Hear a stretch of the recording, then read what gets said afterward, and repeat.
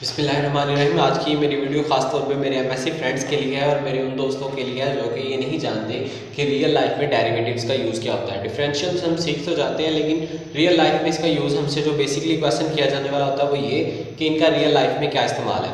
तो आज की इस वीडियो में मैं कोशिश करूँगा कि आपको रियल लाइफ में इनके कुछ यूजेस बताऊँ।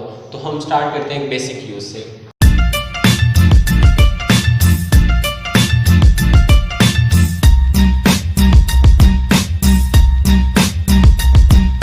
यानी कि find the change in radius of balloon. Balloon के रेडियस में कितना चेंज आता है if air is filled in it, अगर इसमें हवा भरी जाती है and volume changes at rate of 2 metre cube per second. यानी कि वॉल्यूम में जो चेंज है पर सेकंड वो 2 मीटर वॉल्यूम उसका बढ़ता जाता है।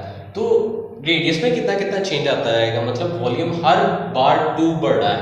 वॉल्यूम का फार्मूला सबसे पहले अगर हम एक बलून बना लें, एक बलून है तो इसका, क्योंकि ये एक स्फेरिकल बलून है तो इसका फार्मूला हमें आता है वॉल्यूम का, volume is equal to 4/3 pi r cube. यानी कि ये बेसिकली एक वॉल्यूम का फार्मूला है स्फेयर के लिए। तो हमें इसमें जो डाटा पता है कि बलून के वॉल्यूम में चेंज आ रहा है 2 मीटर क्यूब पर सेकंड का, यानी कि 1 सेकंड के बाद 2 मीटर इसका वॉल्यूम बढ़ता जाता है। तो रेडियस कितना बढ़ेगा, जैसा कि हमें पता है कि सर्कल में ऐसा नहीं होता कि जितना ये है अगर वॉल्यूम 2 बढ़ता है तो ये डबल हो जाए, बल्कि रेडियस एक खास हद से बढ़ता है। वॉल्यूम जो है अगर डबल होता है तो रेडियस डबल नहीं होता, वो एक खास रेशियो से बढ़ता है। जैसा कि इस इक्वेशन से भी हम निकाल सकते हैं, लेकिन वो हमारा टॉपिक नहीं है। अच्छा, तो अब हमें सिर्फ इतना पता है कि वॉल्यूम में जो चेंज आता है वो 2 मीटर क्यूब पर सेकेंड है। तो अगर हम दोनों साइड का डिफरेंशियल लें, लेकिन देखें अगर टाइम के लिहाज से हम देखें कौन सी क्वांटिटी चेंज होती है इसमें, तो वो वॉल्यूम है। यानी कि वॉल्यूम टाइम के साथ साथ चेंज हो रहा है। 4/3 ये तो नंबर्स हैं, ये सेम ही रहेंगे। पाई भी सेम रहेगा, इसकी वैल्यू चेंज नहीं होगी। आर क्यूब यानी कि रेडियस, तो हमें पता है कि वॉल्यूम के साथ साथ रेडियस इसका चेंज होता जाएगा। ओके, तो अगर हम दोनों तरफ को डिफरेंशिएट करें, डिफरेंशिएटिंग बोथ साइड्स। अब वेरिएबल क्या है इसमें, changing with respect to time, यानी कि टाइम एक वेरिएबल है तो विद रिस्पेक्ट टू टाइम। तो हम लिखेंगे डी v/dt 4/3 पाई, क्योंकि ये तो कांस्टेंट है, अगर प्लस माइनस होते तो ये 0 हो जाता है, लेकिन इसके साथ तो ये वैल्यूज आ जाएंगी। d/dt आर क्यूब, क्योंकि आर में भी टाइम के साथ चेंज आएगा और ये भी डिपेंडेंट है टाइम पे। ये आ जाएगा dv/dt और इस तरफ हमारे पास आ जाएगा 4/3 पाई, और इस पे पावर लगा देंगे, पावर पहले पावर में से एक माइनस और dr/dt जी। तो ये 3 से कट गया, हमारे पास बच गया 4 पाई r² dr/dt और इस साइड पे dv/dt जी।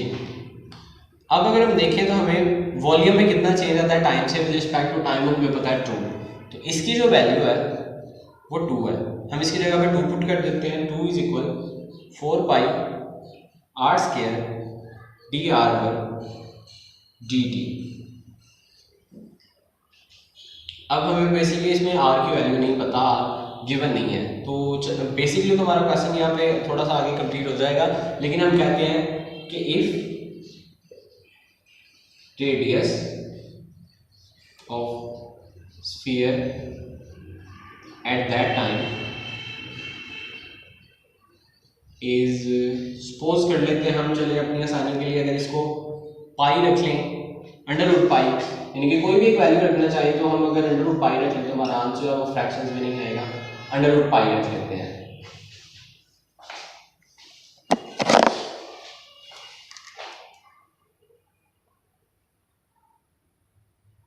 जी। तो हम r की वैल्यू भी पुट करेंगे। 2 = 4 पाई r की जगह पे √2² dr/dt, √π सॉरी, और अगर 1/√π ले लिया जाए तो ये ज़्यादा अच्छा रहेगा कि वो कैंसिल कर देंगे एक दूसरे को।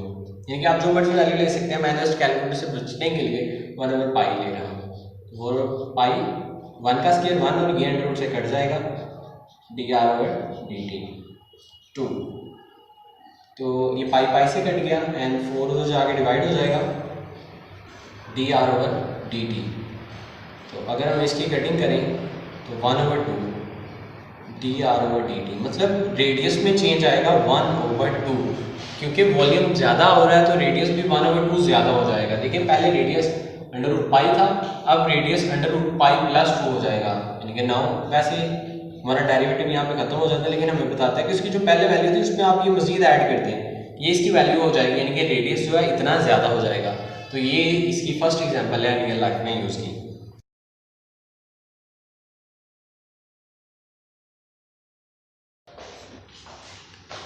बिस्मिल्लाहिर्रहमानिर्रहीम। तो इसकी second example, if a camera is placed at 30 metre away from a rocket launching, यानी कि एक रॉकेट लॉन्च हो रहा है, उससे कैमरे को 30 मीटर दूर रखा गया है। And speed of rocket, start पे हमें उसकी स्पीड पता है 0 होगी। Speed of rocket is changing at 4 metre पर second at the height of 40 metre, यानी कि रॉकेट की स्पीड आहिस्ता आहिस्ता बढ़ती जाएगी। तो सपोज जब वो 40 मीटर हाइट पे है तो उसकी स्पीड में जो नेक्स्ट सेकंड में चेंज आता है वो 4 मीटर का, वो 4 मीटर ज़्यादा भी हो सकती है, 4 मीटर कम भी हो सकती है।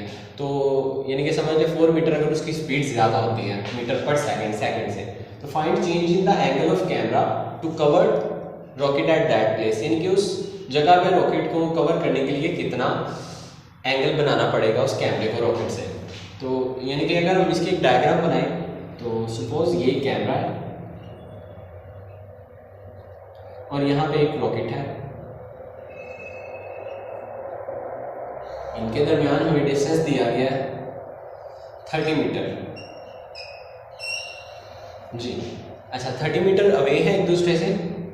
अब वो कहता है कि रॉकेट जब यानी कि 40 मीटर हाइट तक पहुंचता है, यानी कि हाइट इस तरफ को कवर करेगा, तो यहाँ पे जो उसकी स्पीड में चेंज आता है, रॉकेट जब इधर पहुंच जाता है तो वो है 4 मीटर पर सेकेंड, यानी कि चेंज इन वेलोसिटी हमारे पास है dv/dt इज इक्वल 4 मीटर पर सेकेंड। तो ये देखें ये एंगल एक 90 का बन गया। तो अगर हम चाहें तो इसके लिए एक ट्रायंगल बना सकते हैं। दरअसल हमें डेरिवेटिव को सोल्व करने के लिए कुछ फार्मूले चाहिए होते हैं। फार्मूला हमें जिस तरह का भी मिले, जिस भी फार्मूले से रिलेट करती हो क्वांटिटीज, हम उसे यूज़ कर लें तो आंसर सही आता है। अच्छा अब 40 मीटर हाइट है तो हमने फाइंड करना है एंगल, यानी कि स्टार्ट पे तो एंगल इतना था, स्टार्ट पे तो ये स्ट्रेट था, कोई एंगल नहीं था। अब एंगल में चेंज इतना आना चाहिए, तो हमने ये चेंज फाइंड करना है विद रिस्पेक्ट टू टाइम, यानी कि यहाँ पे अगले सेकंड में उसको कितना एंगल को आगे मूव करना चाहिए या कितना उसे वापस आना चाहिए। अगर रॉकेट नीचे आ रहा है तो वापस, और अगर जा रहा है हमें पता है आगे जा रहा है तो रॉकेट इसका एंगल ज़्यादा होना चाहिए, मतलब पॉजिटिव एंगल आना चाहिए। तो इसके लिए हम अगर पाइथागोरस थ्योरम यूज़ करें, हमें पता है कि अगर ये साइड को हम सी कह देते हैं तो C square is equal a square plus B square. हमारे पास एक फार्मूला बन गया है सी स्क्वायर। सी की वैल्यू हमें नहीं पता, वो हम वैसे फाइंड कर सकते हैं क्योंकि हमें इनकी वैल्यूज का पता है। तो a की वैल्यू 40 स्क्वायर प्लस b की वैल्यू 30 स्क्वायर, 1600 एंड 900, और जब हम इनको ऐड करें तो 2500 आ जाएगा।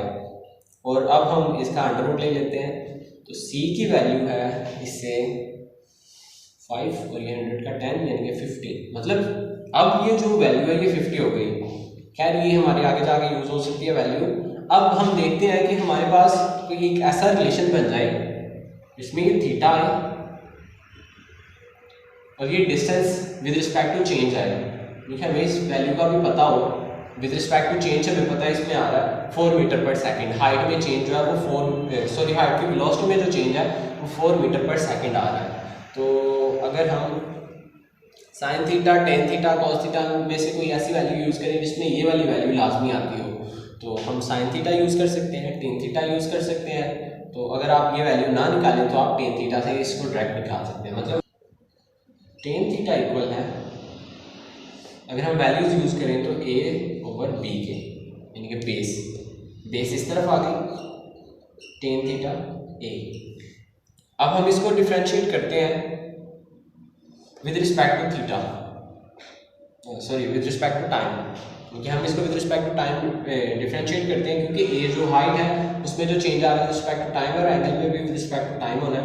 तो हम डिफ्रेंशिएट करते हैं both side with respect to time. तो जब हम इसे डिफ्रेंशिएट करेंगे b, टेन का डेरिवेटिव सेकेंड स्क्वायर थीटा, लेकिन क्योंकि t से किया तो d थीटा ओवर dt, और ये dA/dt आ जाएगा। अब b की वैल्यू देखें, b की वैल्यू ये 30 की 30 रहेगी होल फ्लाइट में, ये वैल्यू चेंज नहीं हो रही, तो इस वजह से ये कांस्टेंट था। अच्छा जी, तो अब हमें पता है b की वैल्यू है 30। सीकेंड स्क्वायर थीटा हम इसी को यूज़ करते हुए फाइंड कर सकते हैं, सीकेंड स्क्वायर थीटा की वैल्यू। तो हम इसको इधर कर लेते हैं।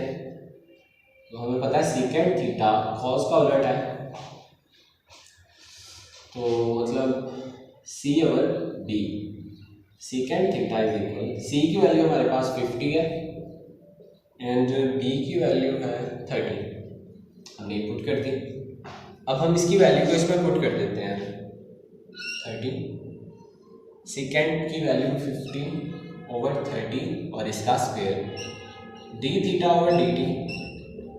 हमें इसका पता है ये वैल्यू कितनी है, यानी कि हाइट में पर सेकंड कितना चेंज आया था, तो 4 मीटर पर सेकंड। ये हम 4 पुट कर देते हैं। अब देखें ये स्क्वायर हो जाएगा 30 बाई 50 का स्क्वायर ओवर 30 का स्क्वायर d(θ/dt) = 4। एक 30 तो इससे कट जाएगा। अब हमने क्योंकि थीटा में चेंज निकाला है विद रिस्पेक्ट टू टाइम, तो ये वाली जो वैल्यू है ये उस तरफ चली जाएगी, 4 × 30/50 का स्क्वायर। अब हम इसकी कटिंग वगैरह कर लेंगे, ये 120 हो जाएगा, 5 5 are 25 और इसका स्क्वायर ही आ जाएगा। ये कटिंग होती है, ये भी मज़ीद कट जाएगा, 2 6 are 12, 2 1 are 2, 25 125। ये और किसी टेबल में नहीं आएंगे। 6/125 d(θ/dt)।